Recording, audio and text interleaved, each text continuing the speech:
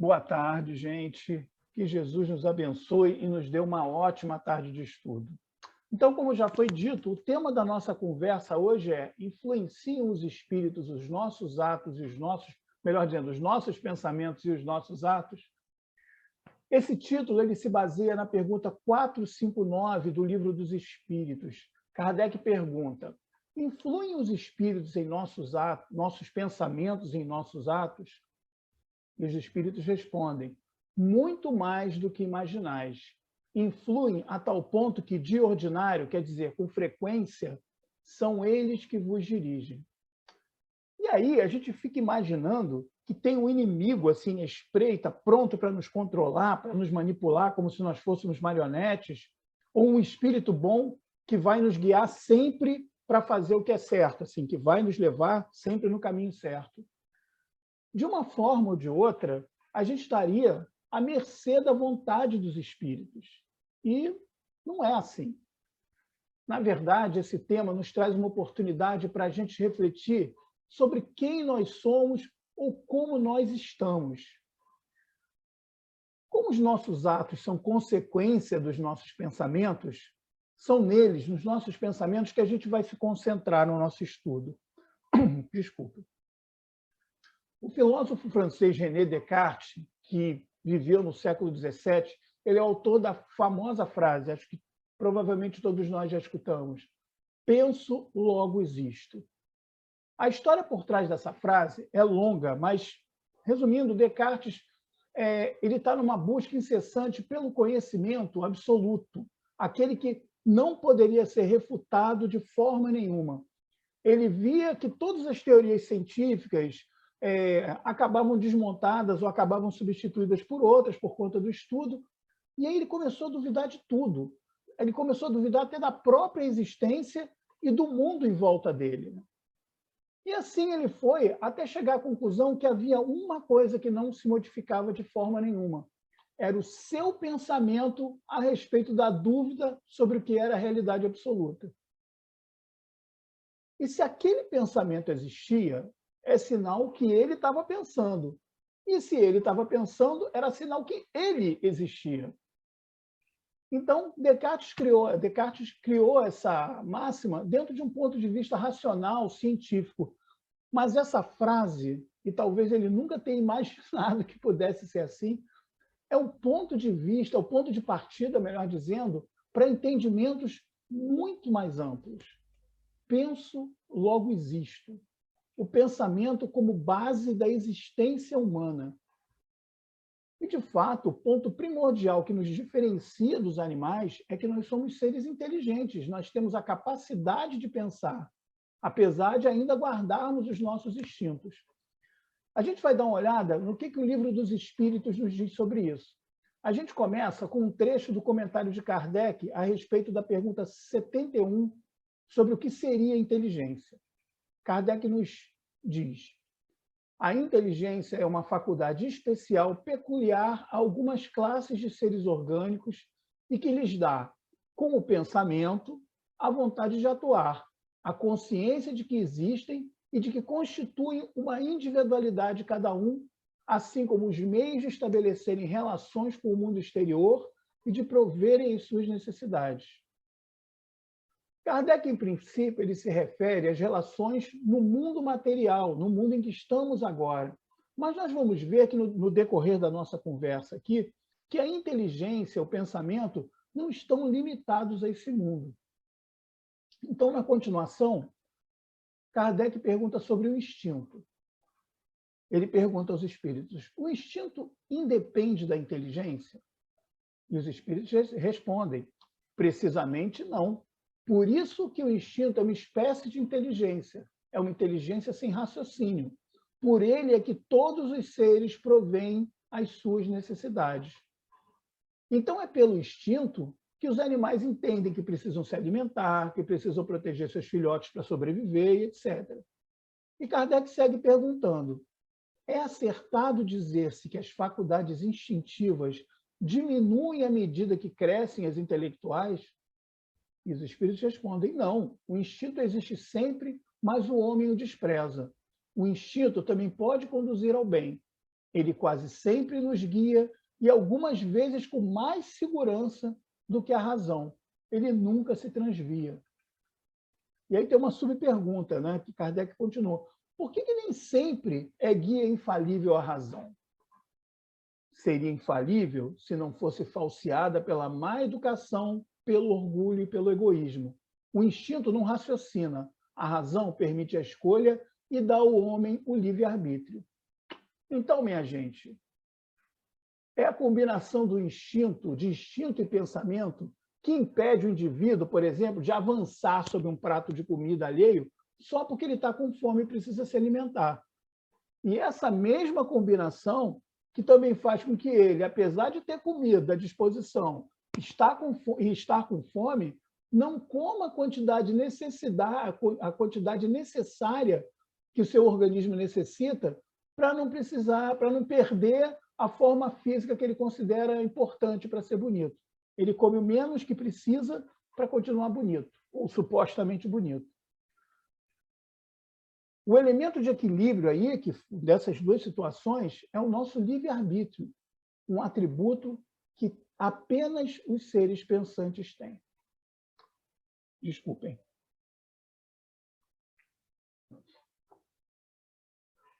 E nós pensamos o tempo inteiro, né? Alguém tem dúvida disso? A gente pensa o tempo inteiro. Desde pensamentos para coisas que já nos parecem automáticas, como o que a gente vai vestir naquele dia, ou como o que a gente vai comer no café da manhã, até para questões mais complexas, né, que vão nos levar a avaliar como a gente vai se posicionar diante de determinada situação, ou como a gente vai agir ou reagir quando somos colocados frente a frente com algum problema. Nós pensamos o tempo inteiro para tudo. Enquanto a gente está aqui na nossa conversa, eu estou pensando na mensagem que eu estou transmitindo para vocês e vocês estão avaliando o que estão achando dela. Eu estou torcendo para que essa avaliação seja positiva. Enfim. Então, por exemplo, se a gente pensa o tempo inteiro, a gente não deixa de pensar, quando a gente briga com alguém e depois se arrepende, pedindo desculpa, dizendo, olha, desculpa, eu falei sem pensar. Embora a gente, às vezes, até acredite nisso, não é verdade. Nós pensamos no que falamos, sim. Tanto é assim que, na hora de uma agressão, se fosse uma coisa que a gente não pensasse na hora de falar, na hora de uma agressão, perdão, nós falaríamos palavras aleatórias, sem sentido. Na hora de agredir, eu ficaria, ó, cachorro, pneu, livro, poste, computador. Falaria palavras que não têm sentido, porque eu estou falando sem pensar. E não é assim que acontece, né, minha gente? Nós escolhemos aquilo que vai ferir o nosso oponente de verdade. A gente vai cutucar aquele ponto fraco do nosso, entre aspas, inimigo. Então, o pedido de desculpas não tem que se basear no eu falei sem pensar, tem que se basear no reconhecimento do prejuízo ou da injustiça do que foi dito. Mas onde é que se originam os pensamentos? Quem é que pensa? É o corpo que pensa? Será? Vamos ver o que o Livro dos Espíritos diz sobre isso. A gente vai combinar algumas perguntas de partes diferentes para chegar à nossa resposta. Primeira pergunta 76, lá no comecinho. Que definição se pode dar dos espíritos? E eles respondem. Né? Essa é a pergunta de Kardec, e os espíritos respondem. Pode dizer-se que os espíritos são os seres inteligentes da criação, povoam o universo fora do mundo material. Então, os espíritos são os seres inteligentes, são os seres pensantes da criação. E aí a gente vai para a pergunta, dá um pulão assim, vai para a pergunta 134. Kardec pergunta, que é alma? E os espíritos respondem, um espírito encarnado. E aí tem umas subperguntas dessa 134. Que era a alma antes de se unir ao corpo? Espírito, eles respondem. As almas e os espíritos são, portanto, idênticos, a mesma coisa? E eles respondem, sim, as almas não são senão os espíritos.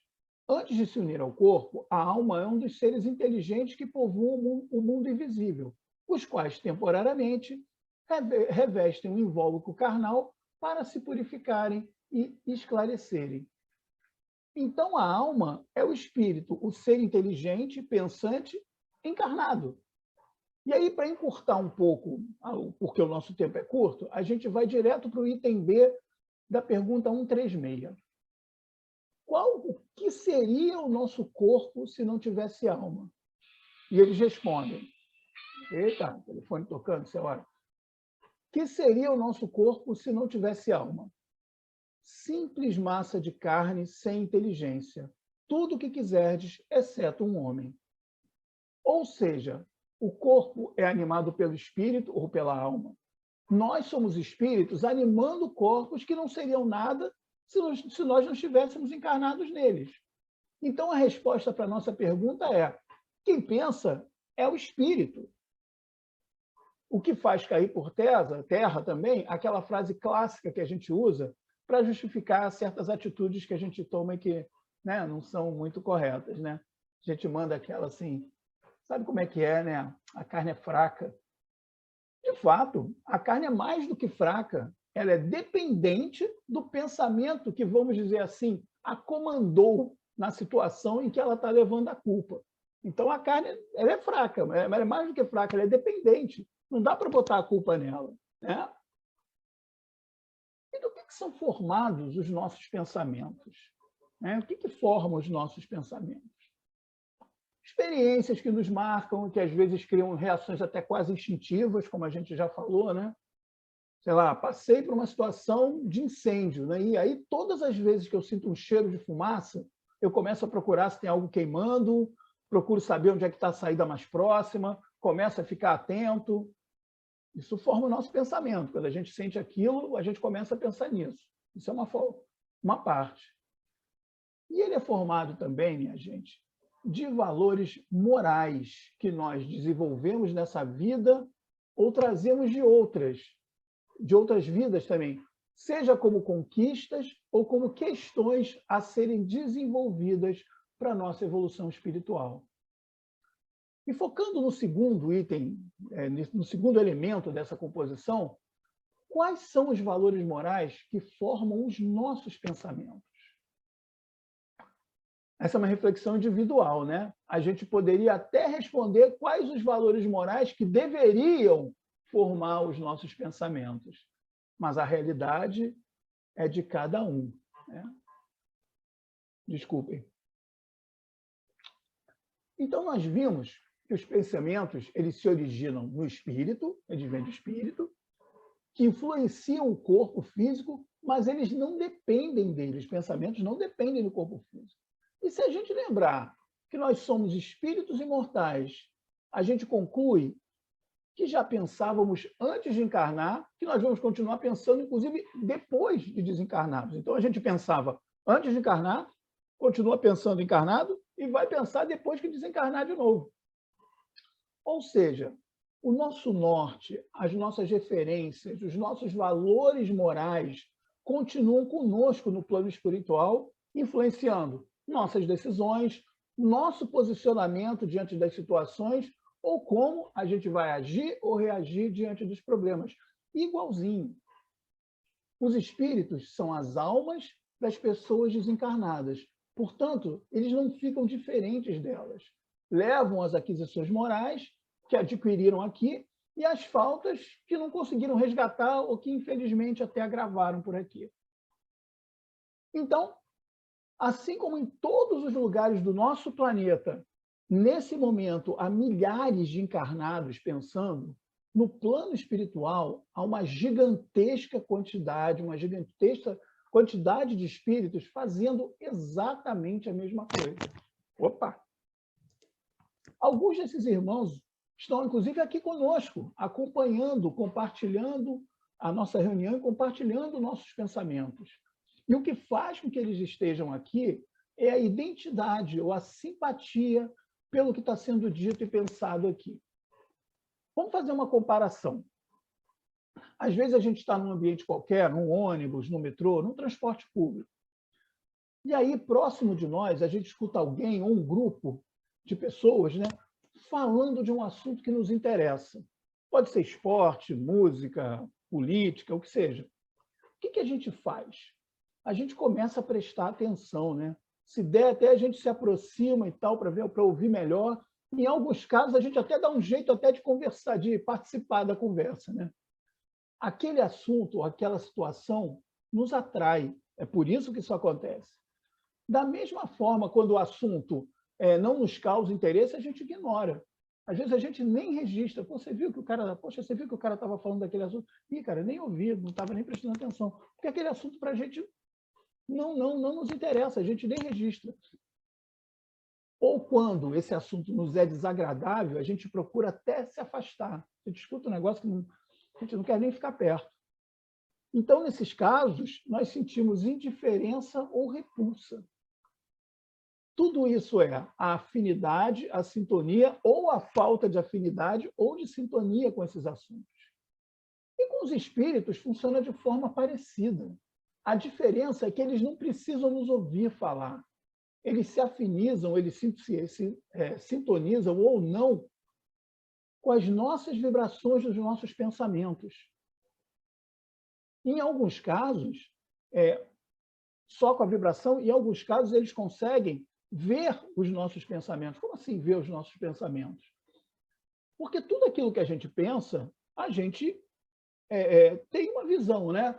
Quando a gente diz o seguinte, se a gente pergunta para qualquer um de vocês, o que você vai fazer quando sair daqui? Ah, eu vou sair daqui, eu vou até o supermercado, pegar meu carro, ou uma condução qualquer, vou até o supermercado, fazer umas compras e voltar. Quando a gente está falando isso, perdão, quando a gente está falando isso, a gente imagina essa cena. Essas cenas se formam na nossa cabeça, a gente pegando o carro, a condução, a gente no supermercado e tal. E alguns espíritos conseguem ver essa nossa tela mental. Então, claro que o exemplo que foi dado aqui foi um exemplo simples. Mas quando a gente deseja alguma coisa boa para alguém, isso também se forma na nossa mente. Isso não se forma na tela mental. E quando a gente deseja alguma coisa ruim também, ainda que seja de uma forma rápida, né? A gente acontece alguma coisa, tomara que esse cara bata logo com o carro. A gente escuta, a gente fala isso, e em algum momento, ainda que seja por segundos, a gente formou isso na nossa tela mental. E alguém viu. Espíritos que se afinizam, que têm sintonia com esse tipo de coisa, vão chegar mais perto de nós por conta dessa sintonia, por conta desse vídeo que eles viram, ou por conta simplesmente das nossas vibrações. E para confirmar o que a gente está falando, vamos dar uma olhada na pergunta 456 do Livro dos Espíritos. Kardec pergunta, veem os espíritos tudo o que fazemos? E a resposta, podem ver, pois que constantemente vos rodeiam. Cada um, porém, só vê aquilo a que dá atenção, não se ocupam com o que lhes é indiferente. Eles, assim como nós, gostam da companhia daqueles que pensam parecido, que sentem prazer nas mesmas coisas. Então, quando nós, por exemplo, estamos realizando um estudo sério numa casa espírita, os irmãos que vão se aproximar de nós são aqueles interessados naquele estudo, ou irmãos que vão nos estimular a realizar aquele trabalho. Da mesma forma, aqueles irmãos menos esclarecidos, que ainda se comprazem no mal ou em prazeres mais terrenos, vão achar aquilo tudo muito chato, ou vão se irritar e vão se afastar. E eles não merecem a nossa condenação por isso. Eles são nossos irmãos, ainda que, como nós em outros níveis, né, não alcançaram o grau de entendimento necessário. Na verdade, o que eles precisam são das nossas orações. Da mesma forma, se as nossas vibrações são de agressividade e nossos pensamentos estão numa área que é menos nobre, nossas companhias serão aquelas que se sentem bem neste tipo de ambiente. E é importante reforçar que essa sintonia ela é individual. Não adianta eu me cercar de pessoas com uma boa conduta, com bons pensamentos, e não ter a iniciativa de fazer o mesmo. O que vai acontecer é que as companhias espirituais delas serão umas e as minhas serão outras. Outra coisa bem relevante que a gente tem que ficar atento, a manutenção dessas vibrações precisa ser uma preocupação constante. Eu vou dar um exemplo meu aqui, mas que é neutro, né? Do palestrante aqui. Não é bom nem ruim, então não traz nenhum mérito para mim, eu posso contar com tranquilidade. Eu frequento uma loja de CDs de rock, onde a gente tem um grupo de amigos, né? E a gente fala de música, claro, né? E eles gostam muito de futebol também. Quando o assunto é música, eu participo lá ativamente, fico até a loja fechar conversando. Se bobear, a gente sai da loja e continua conversando. Mas eu não gosto de futebol. Então, quando o assunto é esse, eu me afasto. Eu fico meio de lado, quieto, escutando. E se o assunto de música voltar, eu entro de novo na conversa. Mas se eu vir que o assunto de futebol vai render muito, aí eu dou uma disfarçada e eu vou embora. Às vezes eu chego na loja e o assunto de futebol está tão animado, o negócio está tão pegando fogo, que eu nem entro na loja. E assim acontece com os espíritos também. Eles vão permanecer próximos a nós enquanto houver afinidade de interesses. Quando isso mudar, talvez eles ainda fiquem relativamente próximos ali, esperando para ver o que vai acontecer.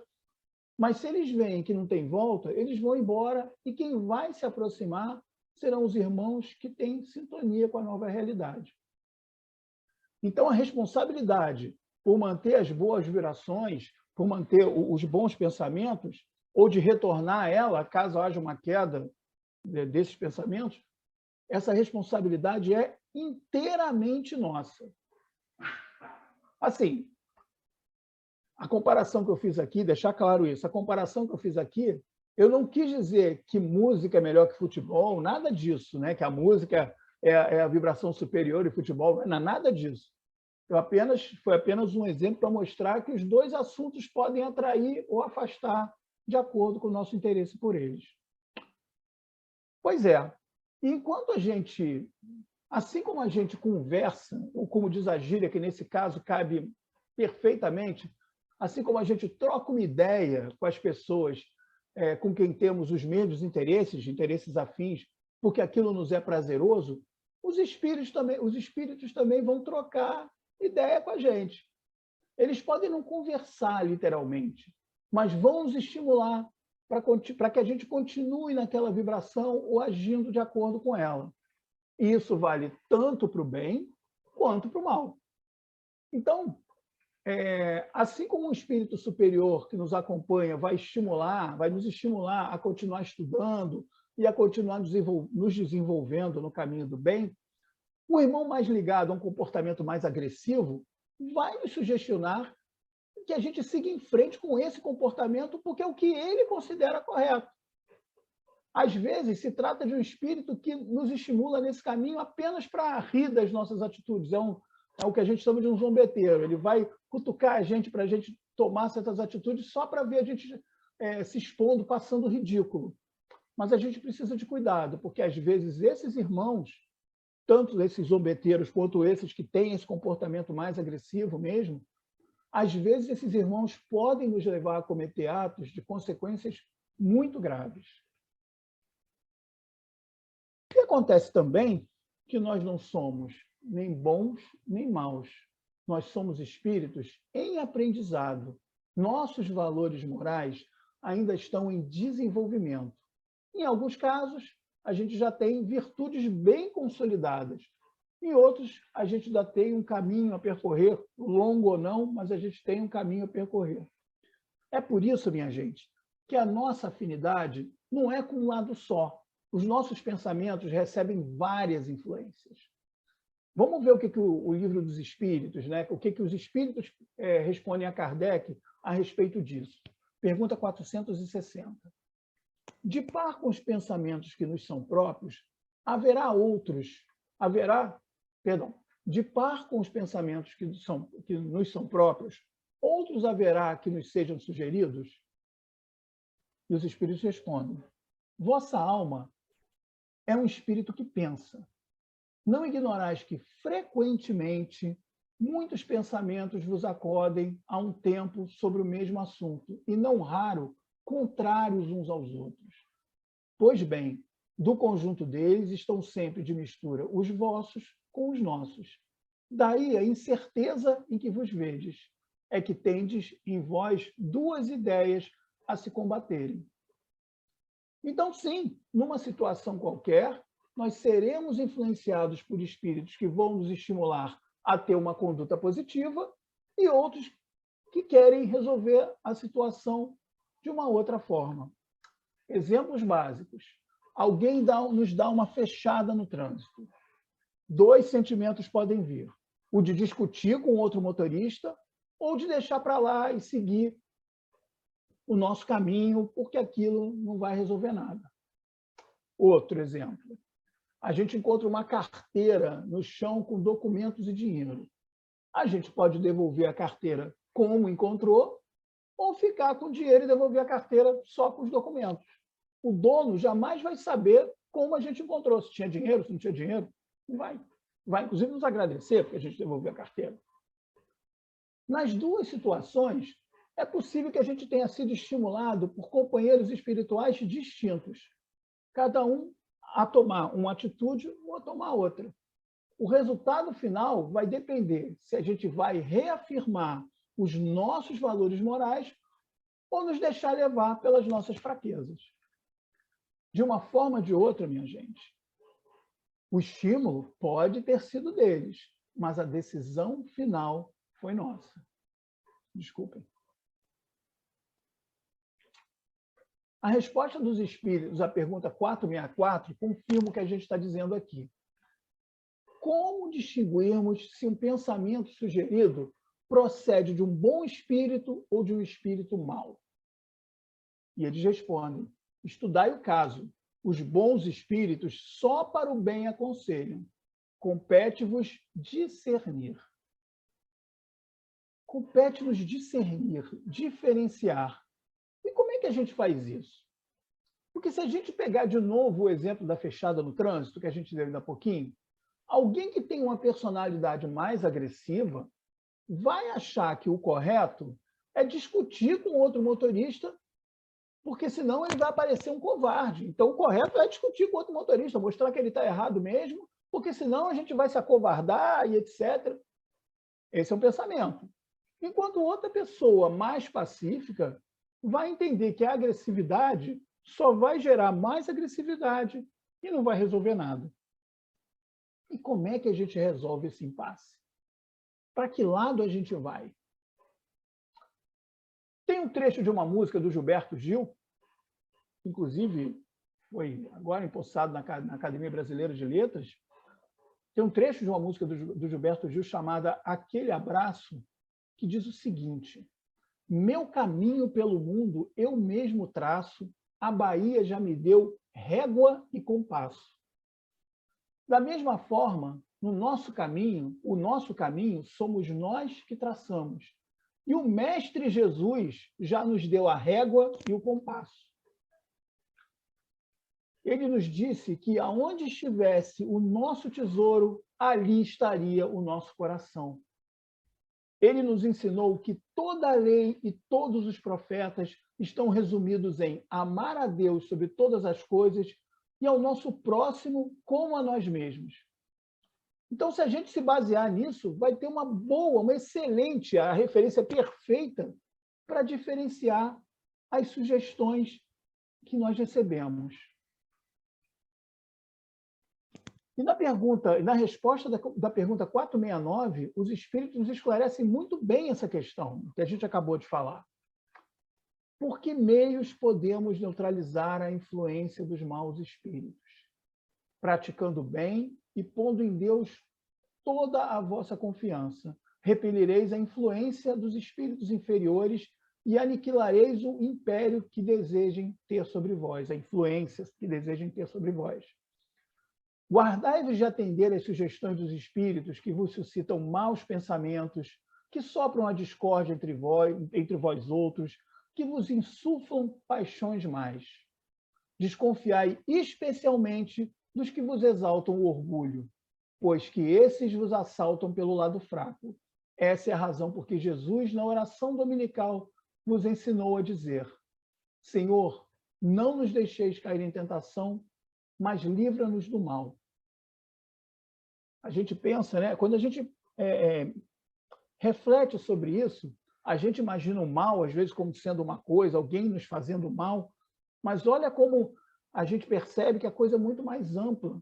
Alguém que nos insufla o nosso orgulho, que exalta o nosso orgulho, a nossa vaidade, está nos insuflando ao mal, porque, usando mais uma vez aí o exemplo da fechada, é o nosso orgulho e a nossa vaidade que vai dizer, não, pelo amor de Deus, eu não posso, pelo amor de Deus é ótimo, né?